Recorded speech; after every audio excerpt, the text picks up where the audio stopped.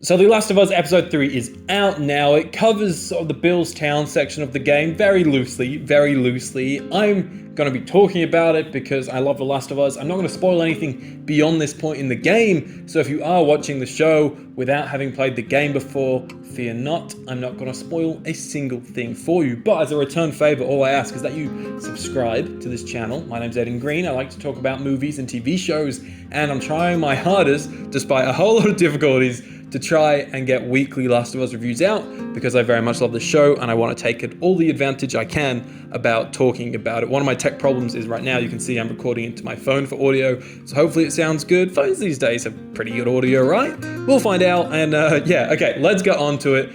Let's talk about episode 3 of The Last of Us. Now this episode picks up a little bit after where episode 2 left off. We now have Joel and Ellie scavenging, and as a gamer and a big fan of the game, it is so cool to sort of see that. If you don't know, a big part of the gameplay of the game involves looting and searching for supplies and ammo and crafting all sorts of little things that you can use to blow people up and shoot people. And whilst we didn't get all of that, we did get a first glimpse of, rooting through drawers and Ellie and Joel looting. And on that note, we also get to see how much these two characters have progressed at this point. They've come a long way, and they've got a long way to go. They're going to have all sorts of ups and downs ahead of them.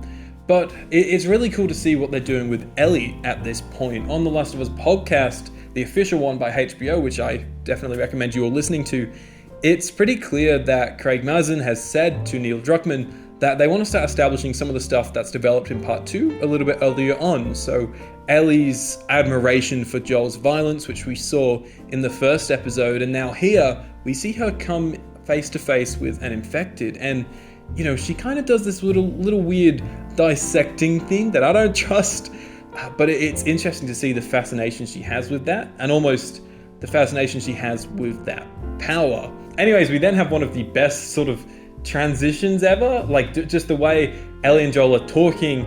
It then takes us back into Bill's story, the man, the myth, the legend that is Bill. He's a big part of a small portion of the game, and he's a character in the game that has a lot of backstory, and a lot of it is just referred to in lines here and there. And now in the game, I think that's excellent. I love the fact that Bill and Frank's relationship in the game is something you only really get an idea of much later in Bill's part of the game. It's sort of the climax of Bill's character in the game. Whereas here, it's built around it, and it's really playing into what The Last of Us is all about and what its strengths are, which has always been its characters. We have about a 45-minute portion of the episode devoted to Bill and Frank, watching them meet, watching them flourish as a relationship, their ups and downs, their trials and tribulations. There's so much to love. Everything about it is executed so well. The performances are fantastic. And even though we're watching a relationship over the span of 20 years in 45 minutes, they do it so damn well. Maybe the How I Met Your Mother season finale should take a bit of a glimpse at that. The Last of Us gets its name from being about the last of us. What were the last people of humanity do in this apocalypse scenario? But it's also about what The Last of Us will do for those that we love. Neil Druckmann describes The Last of Us as being about love and the dangers of love. How love is dangerous and it can drive you to do crazy things, which we will see later in the show, I'm sure. But this episode almost presents a counter-argument to that. It's about what love can do good, how love can be good. We see characters develop, characters come a long way, they change, they evolve, and they become satisfied, as Bill puts it. Another cool part about this whole flashback sequence is we get to see a younger Joel from 10 years ago with a younger Tess from 10 years ago, and we set up the Bill and Frank sort of relationship with these two and how they trade and how they get to know each other a bit. That's something that was always a bit of a question mark in the game. The show establishes so much more than the game does, and it never feels like it's overstepping. It's so weird because one thing I've always loved about the game is that so much of the backstory is left ambiguous. Whereas in the TV show, they're really giving us so much of that backstory, but none of it ever feels too much. It's strange. I guess that just shows how the two mediums are so different. Eventually, these two characters die, and it's almost a Romeo and Juliet scenario. Not quite. It's a bit more happier. They say it's not a tragedy, this is the happy ending at the end of the play, which is what I mean by love can be happy. And yes, it drove these characters to death, but it's not sad. You know what I mean? Like, what was Bill gonna live for after Frank dies of what I assume is cancer?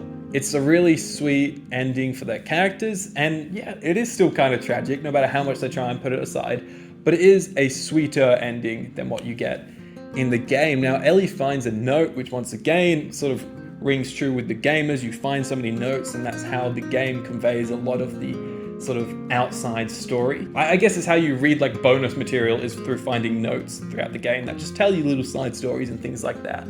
Ellie finds a note, and it's so... These final sequences with Joel and Ellie around the house, and that stuff's really moving, I thought. It shows how far their relationship has come. We see them having a bit of fun when Ellie calls Joel smelly, the look that Joel sort of just has on his face where he's like, shit. That's great. And that final moment as they drive out of Billstown is just beautiful. Them listening to music. Their relationship has come a long way in this episode alone. So episode 3 of The Last of Us avoids some of the big set pieces in the game, which is a bit of a shame, but it's clear that the show is going for a bit more of a drama angle, and so I kind of appreciate what they're doing. And after all, the set pieces are there in the game. You can buy 3 different versions of the game. We probably didn't need a 4th version of it. So yeah, it's a total different approach that they're taking to this sort of section of the game, and I appreciate that.